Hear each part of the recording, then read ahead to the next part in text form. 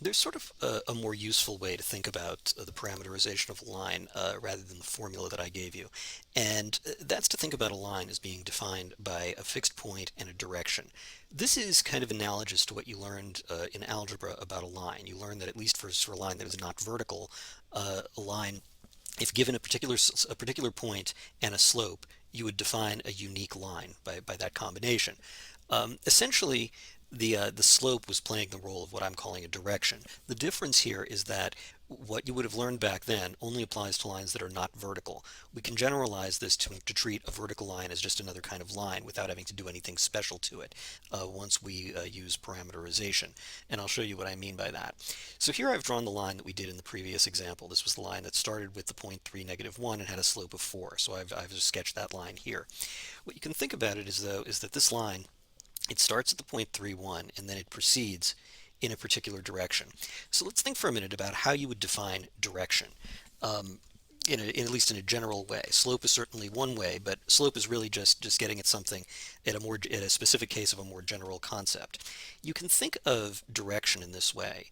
If I say that a line has a slope of 4, what that means is that for every 1 unit that I walk to the right, I walk 4 units up. That's what gives me a slope of 4 right there. So that's really how we're defining a direction, is we're saying how many units to the right we go for every how many units up we go.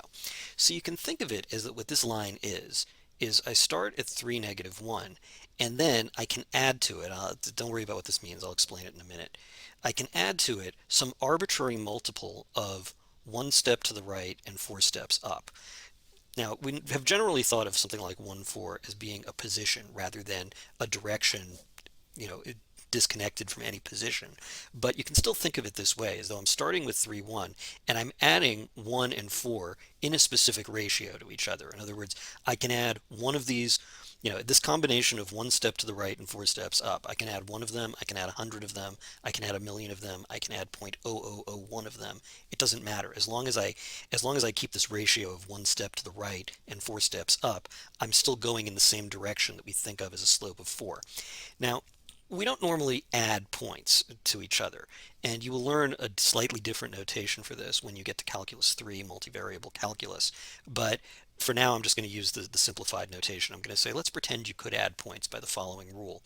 So if let's suppose that I can add 2 points together by adding the x parts and the y parts separately.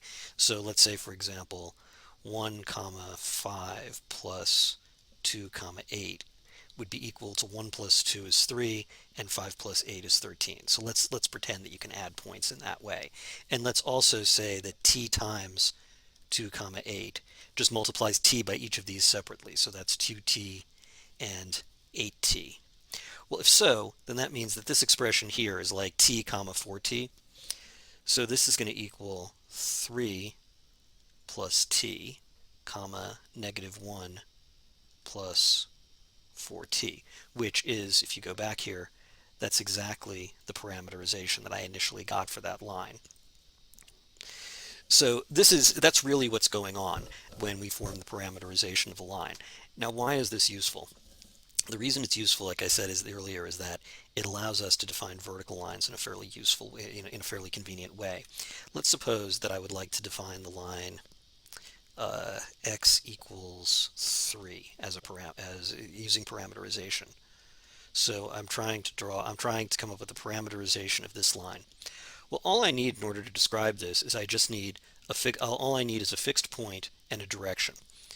The fixed point, let's pick a really easy fixed point, the point 3, 0. Now, direction. Go back to this model here. What I want to do is I want to go, for every 0 steps that I go to the right, I want to go 1 step up. That'll give me a pure vertical direction.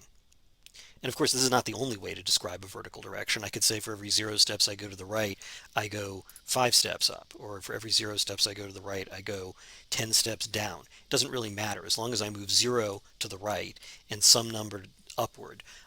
The most convenient way to do it, though, is to do it this way, where this is just going to be 0 steps to the right and 1 step up.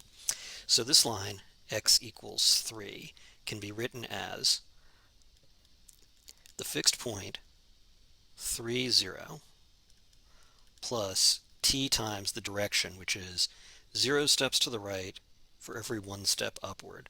That gives us three, oops, that gives us 3, 0 plus 0 comma t, because 0 times t is just 0, 1 times t is 1. So that gives us 3 comma t.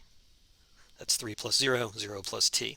So there's our parameterization of a vertical line, which I get by thinking about this is fixed point,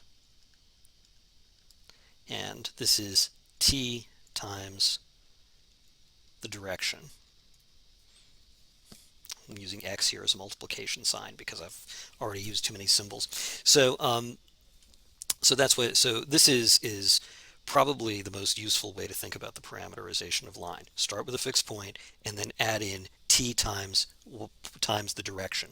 The strict name for what we're doing is we're adding in t times the direction vector. But vector is a term we haven't introduced yet. You don't have to worry about it. Some of you may have seen it in a high school class. If you haven't, one way or another, you'll get to it either in Calc 3 if you take that, or in linear algebra if you take that, and I know some of you will take both of those. So, and you'll be introduced to the notion of a pair of numbers as representing a direction rather than a fixed point in space. That's essentially what we've done here. When you do that, you'll encounter a slightly different notation for it, but I think the concept hopefully comes through here. By the way, there's a name for what I just did where I used kind of the wrong notation for something and the wrong terminology. That term is actually called abuse of notation. You'll hear mathematicians actually use this quite often because sometimes it's just sort of useful to describe something by analogy using the wrong notation. So there's actually a name for it, and that's what I've done here. I have, strictly speaking, abused the notation for a point in the Cartesian plane by pretending that it's really a vector.